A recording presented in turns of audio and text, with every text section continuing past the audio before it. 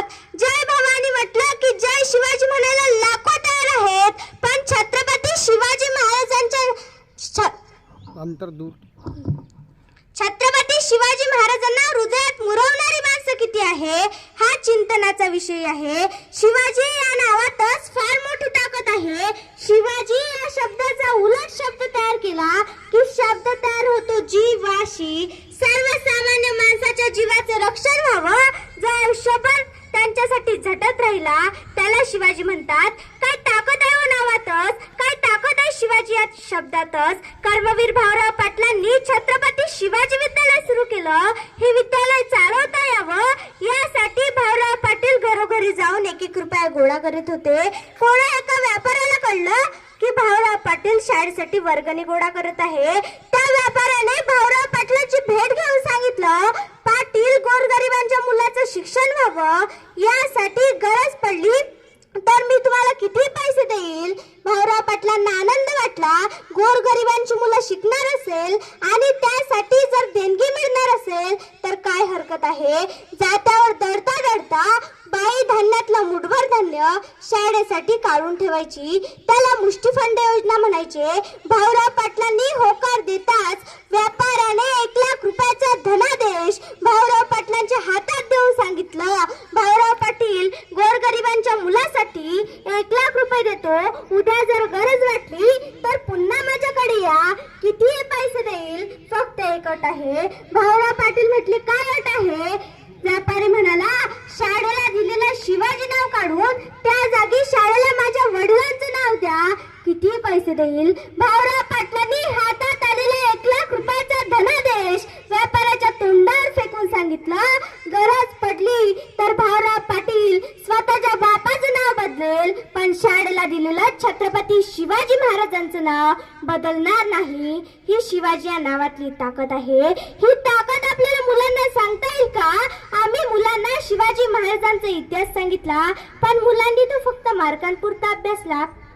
शिवाजी महाराजांचा इतिहास 5 मार्काला, संभाजी महाराजांचा इतिहास 4 मार्काला, तुकोबाचा अभंग अवघड आहे, ज्ञानोबाची ओवी थोडीशी अवघड आहे. ऑप्शनला टाकू, त्याऐवजी दुसरं काही वाचू. या पद्धतीनं मुलांनी इतिहास पाहिला. आम्हाला मुलांना सांगावं लागेल या महाराष्ट्राचा इतिहास काय. या महाराष्ट्राचा इतिहास कोणी आयऱ्या लुंग्या सुंग्यानं लिहिलेला नाही. या महाराष्ट्राचा इतिहास लिहिला शायरांच्या टप्पानं, घोड्याच्या टापानं, तलवारीच्या सळसळाटानं, ढगांच्या गळगळाटानं, डोंगरांच्या हिरव्या पिवळ्या शालीनं आणि सह्याद्रीच्या ढालीनं. राजेगडावर गेले सुखानं मरतो म्हणून घोडखिंडीची पावनखिंड करणारा बाजीप्रभू देशपांडे असेल, कोंढाण्यासाठी रक्ताच्या थारोळ्यात पडणारा तानाजी मालुसरे असेल, मानेवरती तलवारीचं तीक्ष्ण टोक असताना बचेंगे तो और भी लढेंगे म्हणणारा दत्ताजी शिंदे काय, मुघलांच्या कडेकोट बंदोबस्तातून सोन्याचा कळस कापून नेताना मुघलांच्या कर्जाचा थरका बुडवणारा आणि मुघलांच्या घोड्यांना पाणी पिताना पाण्यातही दिसणारा संताजी धनाजी काय. हा आमच्या महाराष्ट्राचा इतिहास आहे. हा इतिहास आम्हाला पोरांना सांगता येईल का याचा विचार आम्ही करणे गरजेचे आहे. काय इतिहास आहे महाराष्ट्राचा. आज 5वी 6वीच्या मुलांना टेन्शन यायला लागलं. 10वी 12वीत मार्क्स कमी मिळाले म्हणून पोरं फडतूस करण्यासाठी आत्महत्या करायला लागली.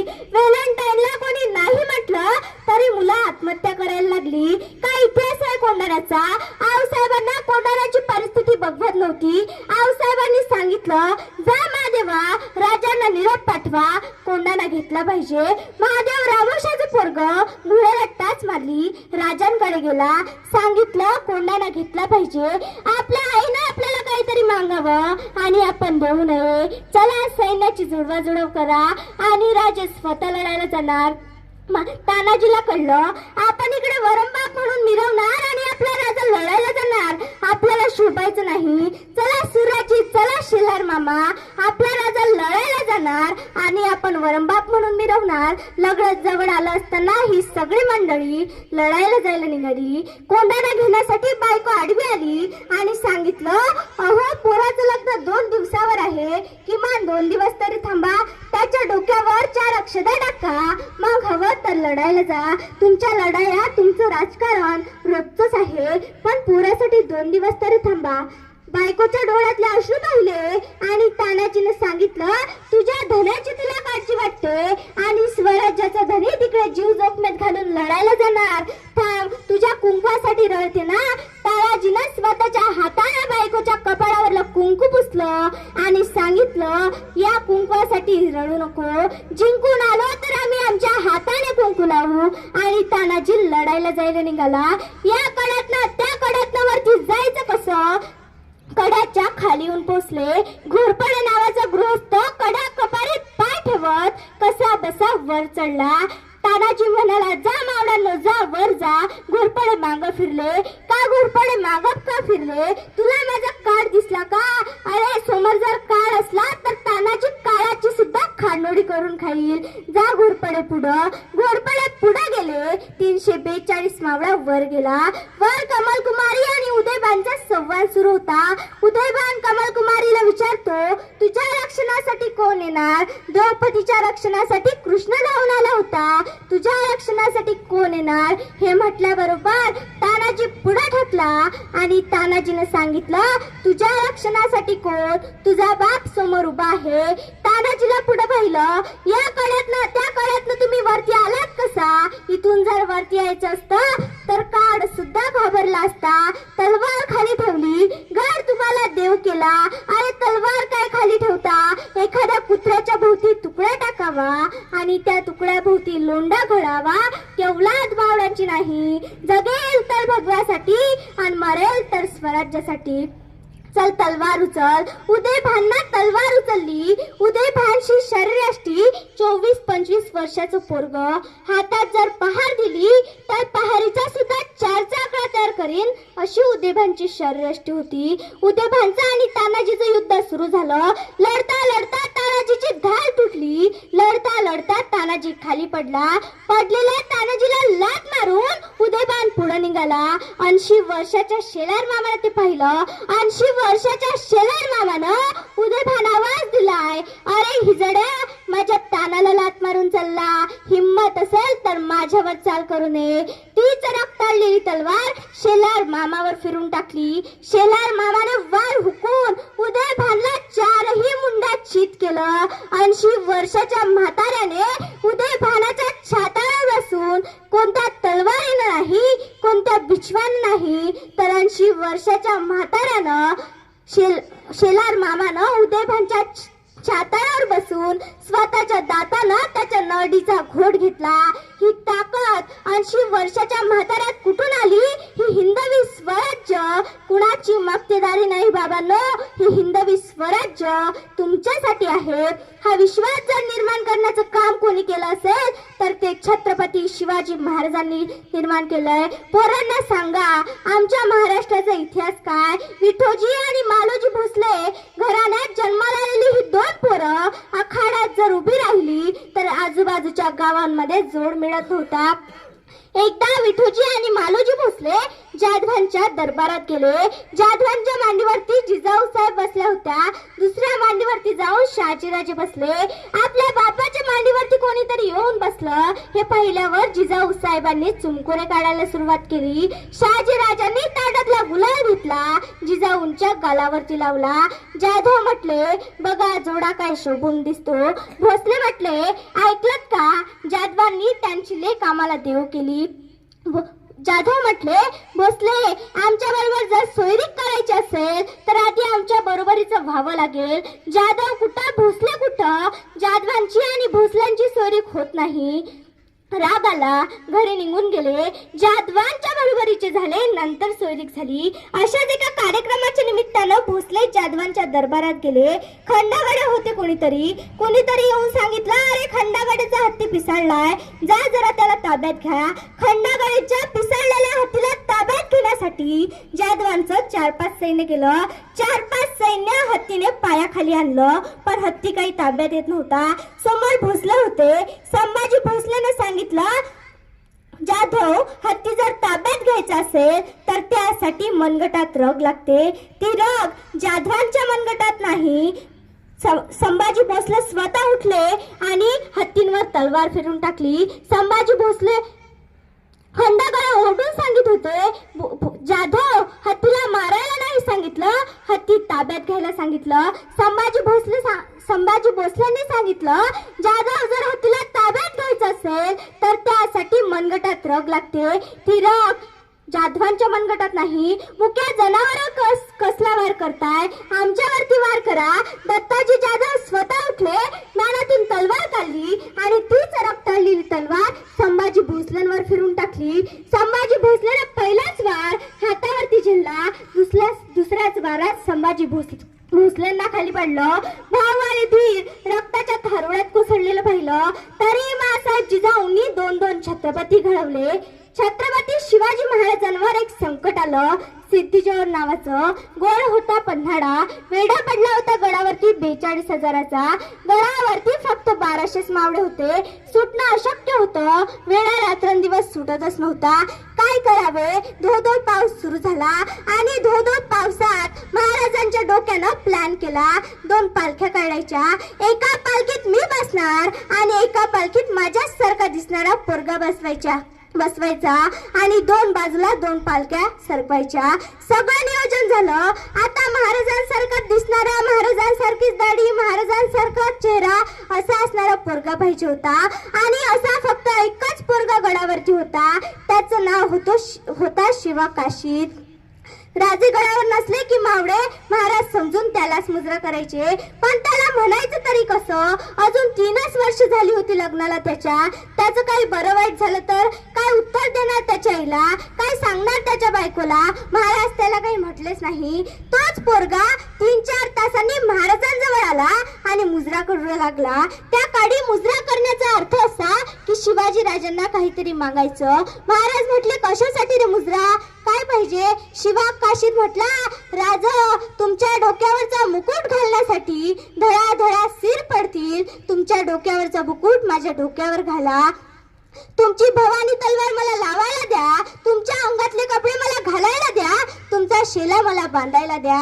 शिवाजी राजे म्हटले, अरे येड्या, तलवार मिळेल, मुकुट मिळेल, शेला मिळेल, पण हे घालून जिथं जायचं तिथनं परत नाही यायचं रे. शिवा काशीद म्हटला, त्यासाठीच तर मागतोय. असा मेलो तर शिवा न्हावी म्हणून मरेल आणि तुमचे कपडे घालून जर मेलो तर छत्रपती शिवाजी महाराज म्हणून मरेल. महाराजांनी सगळं दिलं त्याला, सगळं दिलं, सगळं शिकवलं. फक्त एक गोष्ट चुकली. महाराज उजव्या बाजूने पालखीतून उतरायचे. तो डाव्या बाजूने उतरला. ओळखला सरदारांनी त्याला. त्याचे डोळे तोडले, हात तोडले, पाय तोडले आणि सगळे तुकडे तुकडे करून एका बोरीत भरून ती बोरी महाराजांना सप्रेम भेट पाठवली. जेव्हा महाराजांनी ते मांसाचे तुकडे पाहिले तेव्हा ढसा रडले महाराज. ढसा रडले. कधीच रडले नव्हते महाराज, कधीच रडले नव्हते. एवढे संकटे आली पण कधीच रडले नव्हते. महाराजांनी त्याचा दशक्रियाविधी गळावर केला, अंतविधी गळावर केला, गंगा पूजन गळावर केलं. अजून त्याच्या आईला माहित नाही माझा पोरगा राहिलेला नाही. अजून त्याच्या बायकोच्या कपाळावरला कुंकू पुसलेला नाही. आणि 20 दिवसांनी महाराजांनी त्याच्या घरी निरोप पाठविला, तुमच्या घरी राजे येत आहे. राजे येण्याची बातमी ऐकून त्या आईने घराची रंगरंगोटी केली, भिंती सारवल्या, ठेवणीतली साडी काढली, सुनबाईला दिली. सुनबाई साडी नेसा, कपाळ भरून कुंकू लावा. महाराष्ट्राचं दैवत आज आपल्या घरी येत आहे. त्यांच्या बरोबर तुमचे मालकही येतील. काय माहित होतं त्या आईला माझा मुलगा राहिलेला नाही? काय माहित होतं त्या सुनबाईला माझं कुंकू जाता राहिलेलं नाही? तिनं कुंकू तिलक केला आणि महाराजांच्या स्वागतासाठी बाहेर उभी झाली. महाराज या गल्लीत आले, त्या गल्लीत आले. आता महाराज शिवाच्या दारात आले आणि तिकडून आवाज आला, सुनबाई तुम्ही नका ओवाळू राजांना. दुसऱ्या मुलीच्या हाती तिने ताट दिलं आणि म्हणाली, ही तर माझीच सासू आहे, का बरं नाही म्हणत असेल? दुसऱ्या मुलीने राजांना कुंकू तिलक केला आणि राजे घरात येऊन बसले. तर पाण्याचा तांब्या दिला, गुळाचा खडा दिला आणि पहिला प्रश्न महाराजांनी त्या आईला विचारला, का ओवाळू दिलं नाहीस आई सुनबाईला? का ओवाळू दिलं नाहीस? ती आई म्हटली, राजा ती शिवाची बायको आहे. चाललं असतं की मग, का ओवाळू दिलं नाहीस? ती आई म्हटली, राजा एखाद्या विधवा बाईनं तुमच्यासारख्या श्रीमंत राजाला ओवाळू नये. महाराजांच्या हातातला तांब्याच खाली पडला. महाराजांना वाटलं अजून मी कोणालाच सांगितलं नाही, हिला कसं कळलं ती आई म्हटली, तुम्ही जाणता राजा जगाला फसवाल पण एका आईला नाही फसवू शकत. ज्या वेळेस तुम्ही माझ्या दारात आला, माझा शिवा मला दिसला नाही. तुम्हाला माहित होतं का राजे, माझ्या मुलाचं एक स्वप्न होतं. तुम्ही माझ्या घरी यावं, त्याच्या बायकोने तुम्हाला ओवाळावं. तो जर असता ना तर नाचला असता आणि नाचत नाचत म्हटला असता, आई आपल्या घरी राजा आलंय ग राज, राजा आलंय ग राज.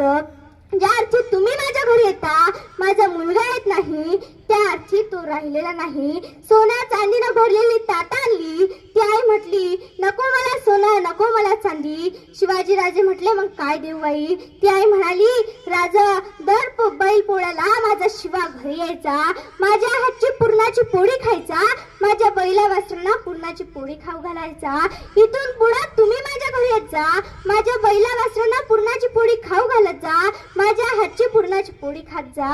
राजे म्हटले, आई जोपर्यंत माझ्या जीवामध्ये प्राण आहे तोपर्यंत तुमच्याच घरची पुरणाची पोळी खायला येईल. ती आई म्हटली, जर तुम्ही माझ्या हातची पुरणाची पोळी खायला येत असाल तर सांगून ठेवते, जो गेलाय तो शिवा जी राजा गेलाय आणि जो उरलाय तो माझा शिवा काशीद उरलाय, तो माझा शिवा काशीद उरलाय. व्हिएतनाम नावाचं एक छोटंसं राष्ट्र आहे. मुंबई एवढंही नाही, गेल्या 36 वर्षापासून अमेरिकेसारख्या बलाढ्य देशाला झुंजवतंय. 36 वर्ष झाली अमेरिका त्या छोट्याशा राष्ट्राला पराभूत करू शकली नाही. कारण काय आहे माहित आहे? त्या व्हिएतनामच्या चौकात शिवाजी महाराजांचा पुतळा आहे. त्या व्हिएतनामचा स्वातंत्र्य सेनानी त्याची समाधी आहे आणि त्याच्या समाधीवर काय लिहिलंय माहित आहे? शिवाजी महाराजांचा मावळा येथे चिर शांती घेतोय. व्हिएतनाममध्ये तेही जाऊ द्या, पाकिस्तानच्या अभ्यासक्रमात पाठ्यपुस्तकात धडा आहे, आदर्श राजा असा असावा. जगातली 100हून अधिक जास्त राष्ट्र महाराजांच्या गोरिला युद्ध तंत्राचा अभ्यासक्रम आपल्या अभ्यासक्रमात देतय आणि माझ्या देशातल्या पाठ्यपुस्तकात शिवाजी महाराज किती आहे? थोडे आहेही, तेही फक्त 4 पानात, तेही इतिहासाची खोडतोड करून. संभाजीचं तर सोडूनच द्या, संत तुकोबा, संत ज्ञानोबा, कुठला इतिहास शिकणार हो आम्ही? महाराजांनी 350 वर्षापूर्वी सांगितलं, महाराष्ट्राला धोका समुद्रमार्गे आहे. 26/11चा दहशतवादी हल्ला आताच झाला म्हणून आम्हाला कळालं. महाराज म्हणत होते ते खरं आहे. गेली 350 वर्ष आम्ही महाराज डोक्यावर घेऊनच नाचलो. महाराज कधी आम्ही डोक्यात घातलेच नाही. महाराज जर आम्ही डोक्यात घातले असते तर 26/11चा दहशतवादी हल्ला झालाच नसता. महाराजांच्या स्वराज्याचा वचननामा काय? वचननामा काय महाराजांच्या स्वराज्याचा? रस्ते बांधू, बेरोजगारी हटवू, भारनियम कायदे बंद करू, स्वच्छालय बांधून देतो. वचननामा काय महाराजांच्या स्वराज्याचा? सर्वांस पोटास लावणे, 18 पगड जातीतील 12 बलुतेदारांची सुतार, लोहार, माळी, तेळी, साडी, कुंभी, मातंग, महार, धनगर, कोळी, चांभार या सर्वांना काम मिळालं पाहिजे. स्वराज्याचं यश यांच्यात आहे आणि महाराजांनी सर्वांना जबाबदारी वाटून दिली. अहो, तत्कालीन काळात जहाज इंग्रजांकडून घ्यावी लागत, तोफा पोर्तुगीजांकडून, दारुगोळा डचांकडून, आणि त्यांनी जर देणं बंद केलं तर महाराजांनी याचा विचार केला आणि महाराजांनी स्वतः जहाज बनवणे सुरू केले. महाराजांनी दारुगोळ्याचे कारखाने काढले, स्वतः शस्त्र बनवण्याचा कारखाना काढला आणि महाराजांनी इतके सुंदर जहाज बनवले की इंग्रज विचारात पडले आणि इंग्रज महाराजांजवळ ते जहाज विकत मागण्यासाठी येऊ लागले. महाराज, ही जहाज आम्हाला विकत देता का? आणि त्या जहाजाचं नाव ठेवलं संगमनेरी जहाज. ही स्वराज्याची निर्मिती आहे. शिवाय छत्रपतींसारखा सृजनशील राजा या हिंदुस्थानात झाला नाही. महाराजांनी पन्हाळा घ्यायचा बेत आखला, पण पन्हाळ्यावर फौज आहे 40,000 आणि महाराजांची सगळी फौज गोळा केली तर भरेल कशी बसेल 60,000. महाराजांनी बैठक बोलावली, तानाजी, येसाजी, कर्तोजी, कोंडाजी, आणि महाराजांनी विचारले, कोण घेतो पन्हाळा? कोण घेतो पन्हाळा? अहो, सगळे चिडीचूप. दुसऱ्याच्या मतदारसंघात जाऊन निवडून येणं सोपं आहे का? ताडप उभे झाले कोंडाजी. महाराज, मैं घेतो पन्हाळा, मैं घेतो पन्हाळा. महाराज म्हटले, वा कोंडाजी वा, घ्या पन्हाळा घ्या, पण पन्हाळ्यावर फौज आहे 40,000. तुम्हास किती फौज हवी? तसाच कोंडाजी म्हटला, द्या की 50-60 मावळं. महाराज म्हटले, 50-60 मावळं? 50-60 काय मागता? तसाच कोंडाजी म्हटला, तसं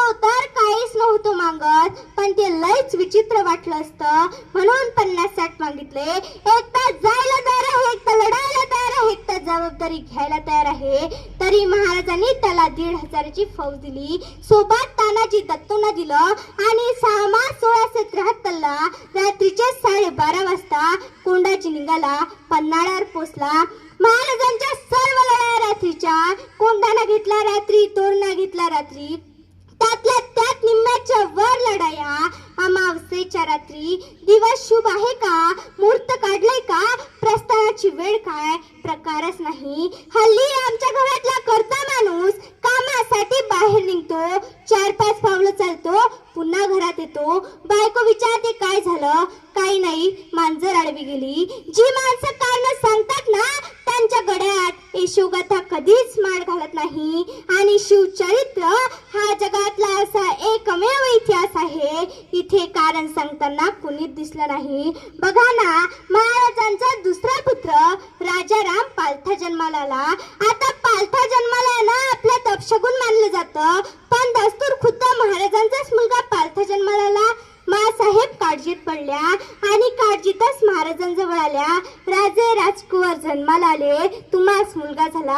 आता दुसरा कोणी म्हटलं असतं तर झालं, केलंच झालं, आमच्याच नशिबात काय. पण जशा मासाहेब म्हणाल्या राजकुवर पालथे जन्माला आले, तसेच महाराज म्हणाले आता दिल्ली पालथी घालतील, आता दिल्ली पालथी घालतील. हा सकारात्मक दृष्टिकोन आहे आणि हा सकारात्मक दृष्टिकोन घेऊन माझा कोंडाजी पन्हाळा घ्यायला गेला होता.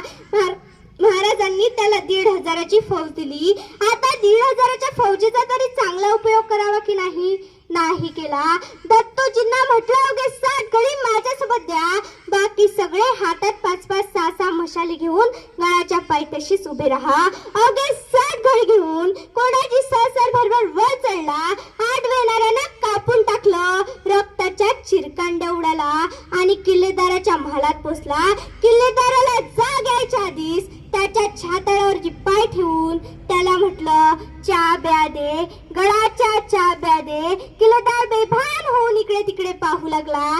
किल्लेदाराला काही सुचेना.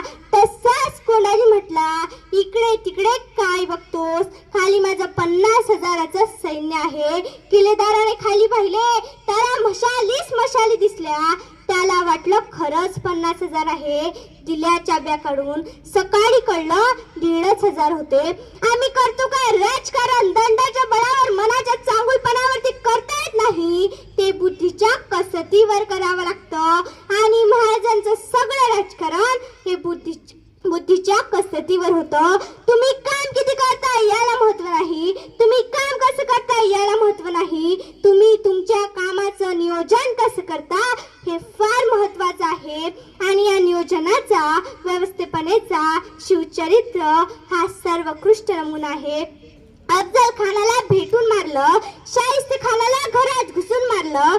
प्रत्येक वेळी वेगळी जात. महाराजांनी प्रत्येक युद्धात, प्रत्येक प्रसंगात वेगवेगळी माणसे वापरली. कुठला माणूस कुठं वापरायचा याचं अद्भुत तत्वज्ञान महाराजांजवळ आहे. बघा ना, अफजल खानाच्या भेटीच्या वेळी महाराजांनी दांडपट्टा फिरवणारा जीवा म्हाला घेतला.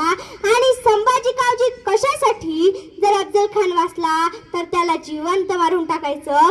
जीवा महालांना सांगण्यात आले माझ्याकडे बघायचं नाही, अफजल खानाकडे बघायचं नाही, भास्कर कुलकर्णीकडे बघायचं नाही, तू फक्त सय्यद बंडा बघायचा, फक्त आणि फक्त सय्यद बंडा बघायचा. प्रत्येकाला जबाबदारी वाटून दिली आणि राजे निघाले. शामियानात आले. अफजल खान कडाडला, ए हे शिवा आव, शिवा आव. खानाने हात वर केले, खानाने बाहू फैलावल्या आणि राजे खानाच्या मिठीत गेले. खानाने कट्टारीचा वार केला. तेवढ्यातच महाराजांनी काढले आपले वाघ नख आणि खुपासले खानाच्या पोटात, फाडले खानाचे पोट. खान कडाडला, दगा दगा दगा. तेवढ्यातच भास्कर कुलकर्णीने महाराजांच्या डोक्यावर कट्यारीचा वार केला. महाराज बेसावत झाले आणि तेवढ्यातच सय्यद बंडाचा दांडपट्टा महाराजांच्या मानेपर्यंत आला आणि जीवा महाराजांनी क्षणाचाही विलंब न करता सय्यद बंडाचा हात वरच्यावर हवेतच उडून टाकला. म्हणून इतिहास फुटफुटला. होता जीवा म्हणून वाचला शिवा, होता जीवा म्हणून वाचला शिवा. सर्वांना शिवजयंतीच्या शुभेच्छा देते आणि माझ्या वाणीला पूर्णविराम देते. धन्यवाद. कुठल्या व्यक्तीवरती कुठली जबाबदारी द्यावी आणि त्या व्यक्तीवर जर यशस्वी जबाबदारी दिली आणि त्याचं नियोजन जर व्यवस्थित केलं तर विजय पक्काच असतो. हे आपल्या शैलीतून या ठिकाणी पूर्वांनी आपल्या सर्वांना